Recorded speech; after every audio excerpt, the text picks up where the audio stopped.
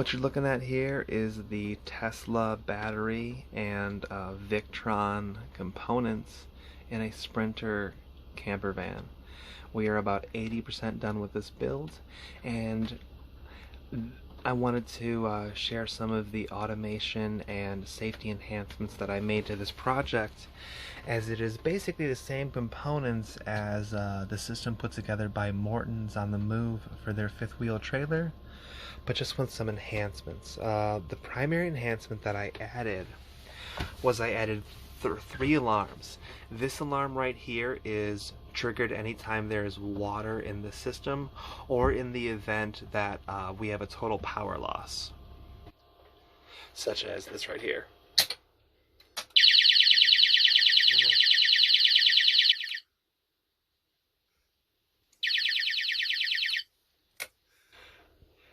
In order to get the system on, all I have to do is automatically just trip this twice, and everything is back on again, just like it should be, and then turn that sensor back on. This Tesla BMS is going to automatically send a very loud buzzer in the event that the 057 mini BMS, which monitors for over temperature, under temperature, cells too high or too low, if that doesn't get power, it's going to trigger off that alarm. So we have something watching the battery monitor, and in the event that we get too hot, and once our temperature sensor here, not that one, but this one right here, were to hit 50 degrees, it would send off that fire alarm right there. So these are the audible alarms that I added in addition to the alarms that the 057 makes, the Victron equipment makes, everything else. These are extra alarms that I added. Additionally, there's some other automation. So let's say, for example, the battery gets too hot. It would be obvious to automatically have cooling fans there and there automatically blow air into and from the battery, so it starts cooling down, and those fans are going to automatically kick on at 27 degrees Celsius. And of course, before the system gets so hot that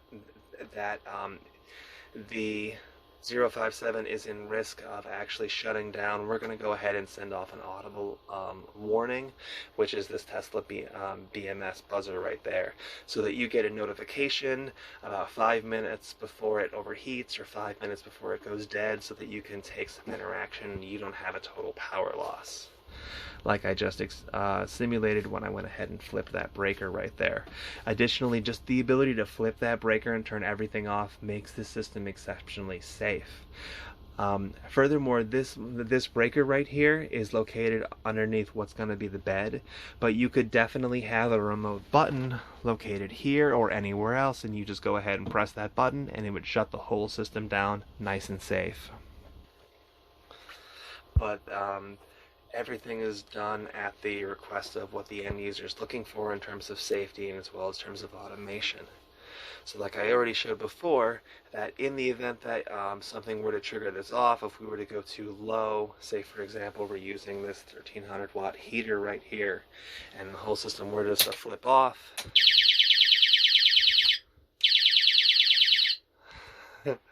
all you'd have to do is go ahead and just wait about 30 seconds for the 057 to automatically reset the contactor, and then flip this guy over. It's going to automatically reset itself to be back off. As a safety feature, you can actually leave it on, and that would bypass the safety feature of the 057 BMS, which might be needed in some situations, but typically speaking, just leave it off.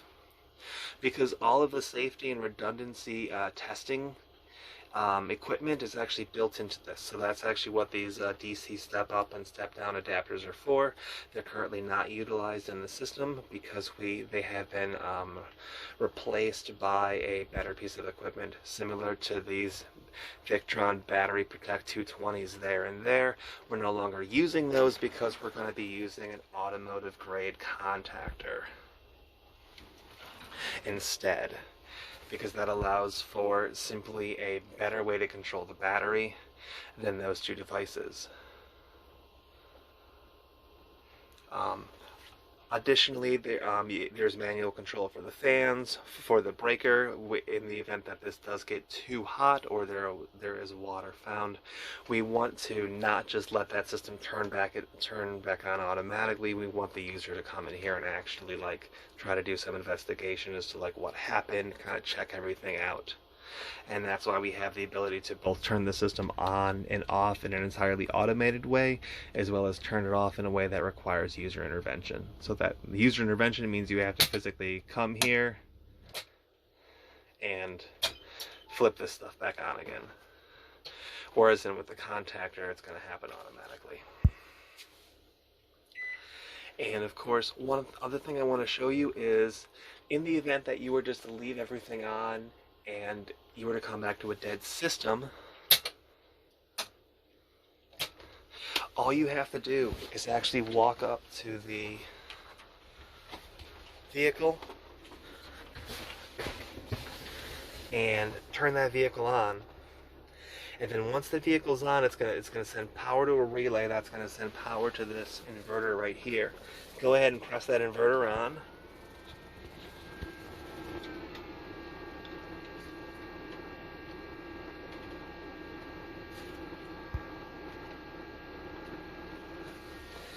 And then that's going to send power back to the Victron equipment. You're going to hear the transfer switch click on.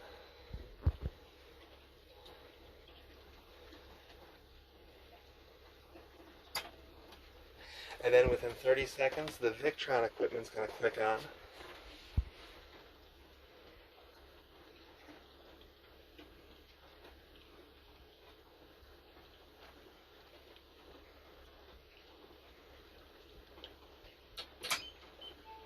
And that's it. That's what you would do if you came back and there was no power and things weren't working. Additionally, this also provides redundancy. So what happens if I go ahead and just flip that battery breaker switch off again? Turns that whole system off.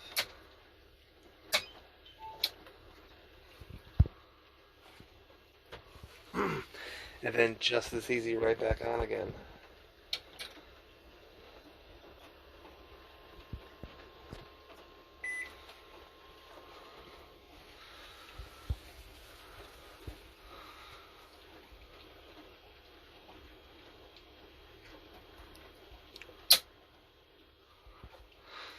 And because of the redundancy, you can actually fully flip that breaker and disconnect it in the event there was some type of problem with it, and the system would actually stay on.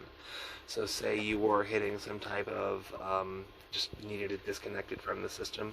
Everything here is still functional and operational. We got ACE, we got power to the microwave, we got lights sent through the step down. It's all functional with that battery turned off.